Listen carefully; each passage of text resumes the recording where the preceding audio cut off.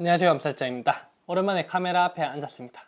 다름 아니라 이번 진료 결과를 알려드리려고 카메라 앞에 앉았습니다. 먼저 결과부터 알려드리면은 제 폐에 있는 게 여러 개가 있는데 그 중에 제일 큰 게 18mm로 커졌었어요. 그래서 이번에 검사 결과를 봤는데 그 제일 큰 18mm가 지금도 똑같이 18mm로 변화가 없어서 2개월만 한 번 더 지켜보기로 했습니다. 박수 칠 일이겠죠? 2개월 또 연장을 하고 왔습니다. 네.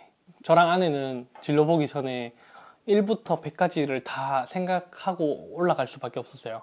최고의 시나리오는 작아져서 다시 울산에 오는 것, 최악의 상황은 이제 입원을 해서 케모포트를 심는다던가 어떤 시술을 하고 항암을 하고 이런 여러 절차 끝에 추석 전까지 지내다 오는 걸로, 진료날 기준으로 약 일주일 정도의 시간인데 최고 오래 입원을 하면은 추석 전까지 입원을 하겠다. 어차피 추석에는 병원에서 아무것도 하는 게 없으니까 제일 길게 입원한다면은 추석 전까지 약 일주일을 입원할 거라 생각을 하고 짐을 바리바리 싸들고 올라갔었어요. 그런데 교수님께서 CT를 보고 크기를 이렇게 재시더니, 비교하시더니 변화가 없다, 2개월 뒤에 한 번만 더 보죠 라고 하셨어요. 그래서 저희가 어안이 벙벙해서 이렇게 당황하고 있었는데 교수님께서 항암을 하고 싶으면 지금 해도 되는데 한 번만 더 보죠 라고 하셨어요. 그래서 네 알겠습니다 라고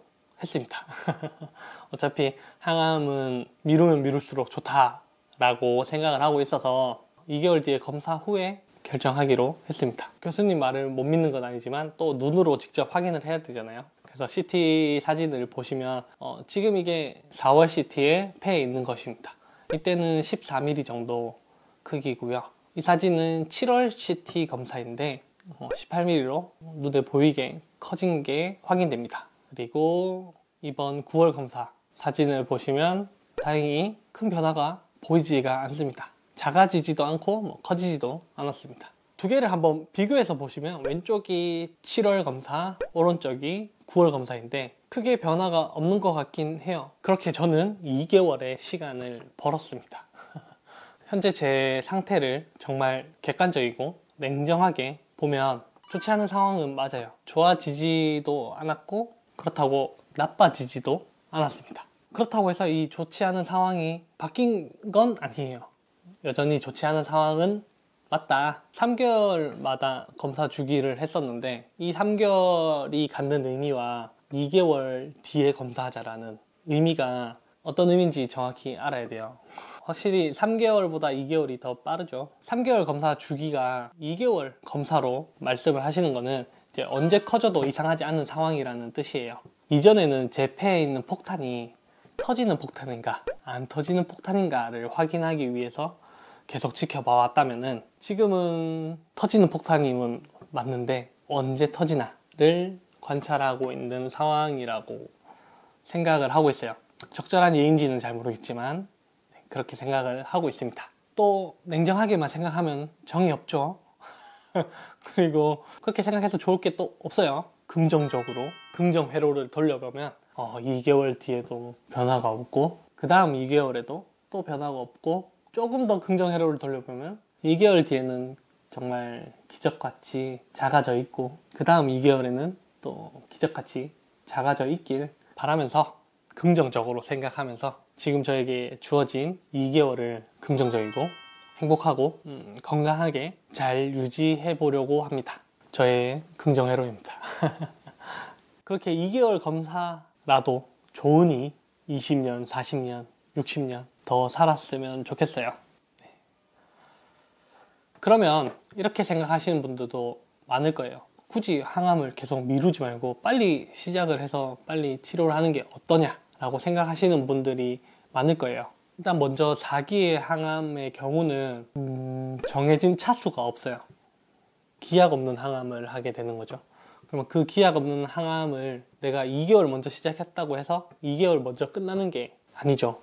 끝나는 시점은 암이 제 몸에서 완전히 사라지거나 제가 항암을 더 이상 버틸 체력이 안 되거나 이런 상황일 텐데, 그런 기약이 없는 항암을 제가 먼저 시작할 필요가 없다고 생각을 하고요. 그리고 사기 항암의 경우는 이제 치료적 목적도 있지만 연명의 목적도 있습니다. 그리고 그 무게를 보면은 치료의 목적보다 연명의 목적이 조금 크긴 해요. 냉정하고 객관적으로 봤을 때. 그렇다면 제가 이 연명 치료가 될 수 있는 이 항암을 굳이 먼저 시작할 필요는 없다고 생각을 합니다. 두 번째 이유죠.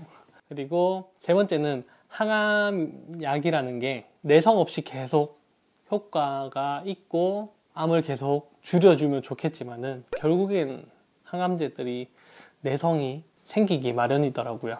그런데 저 같은 경우는 조금 희귀한 암이다 보니까 이번에 약을 쓰고 나면은 또 다른 선택지가 솔직히 많이 없을 가능성이 있어요. 그런 상황에서 제가 일찍 항암을 시작해서 내가 가지고 있는 하나의 무기를 잃어버리면 다음 무기를 찾는데 또 힘이 들겠죠. 그래서 최후의 보루를 하나요? 최후의 무기로 항암을 남겨두는 거죠. 그런 이유도 있습니다. 그리고 또 제가 항암을 이전에 6차까지 해봤었거든요. 그때가 제가 90 몇 킬로가 나갔었는데 60 킬로까지 떨어졌어요. 30 몇 킬로가 빠졌죠. 꼴랑 6차 하는데 그렇게 많은 살이 빠지고 머리도 빠졌고 진짜 힘든 시간을 보냈었어요.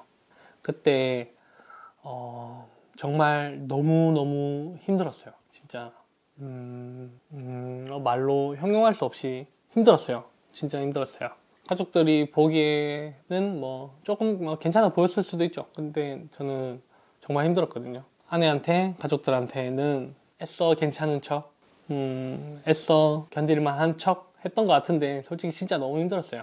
그 힘든 순간들도 너무 많았고 하여튼 항암이 너무 힘들었습니다. 그래서 그 항암을 최대한 저는 미루고 싶은 마음이 커요. 제 일상들도 무너질 것이고 제가 지금 누리고 있는 삶들이 좀 많이 무너질 것 같아요. 어떻게 보면 저희가 삶이 그냥 무작정 오래 사는 게 의미 있는 삶은 아닐 수가 있잖아요. 저는 좀 즐겁고 행복하게 사는 삶을 원하기 때문에 항암을 안 하고 버틸 수 있는 시간이 있다면 최대한 제 삶을 누리고 살고 싶어요. 물론 이 암을 이겨낸 다음에 그 삶을 또 누려도 되겠지만은 지금 이 순간이 돌아오지는 않으니까요.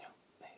그래서 항암을 최대한 빨리 시작하는 것보다 최대한 미뤄서 시작하는 것을 선택을 했습니다. 본인의 생각과 다르다고 해서 틀리다고 생각하지 마시고 이런 선택을 한 사람도 있구나 라고 생각해 주시면 감사하겠습니다.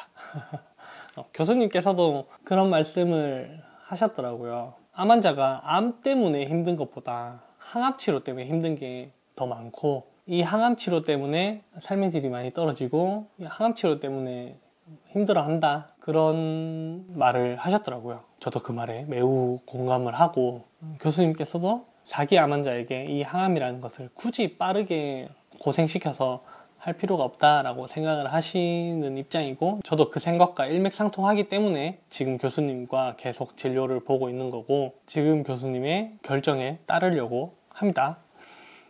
이 2개월이라는 시간 동안 스트레스 받지 않고 긍정적으로 생각하고 건강관리 잘 해서 다음 2개월 때도 좋은 결과를 받아오도록 하겠습니다. 제 몸 안에 있는 이 시한폭탄을 죽을 때까지 안 터뜨리고 어떻게 보면 좀 불안한 삶일 수도 있지만 안 터지기만 하면 정말 감사할 것 같아요. 2개월을 잘 살아보도록 하겠습니다. 이번 추석 때 또 대머리로 추석을 보내나 싶었는데 다행히 제 머리카락으로 추석을 지낼 수 있을 것 같습니다. 네, 다음 검사 결과도 좋은 검사 결과 들고 올 수 있기를 기원하면서 오늘도 시청해 주셔서 감사합니다. 구독과 좋아요 부탁드려요.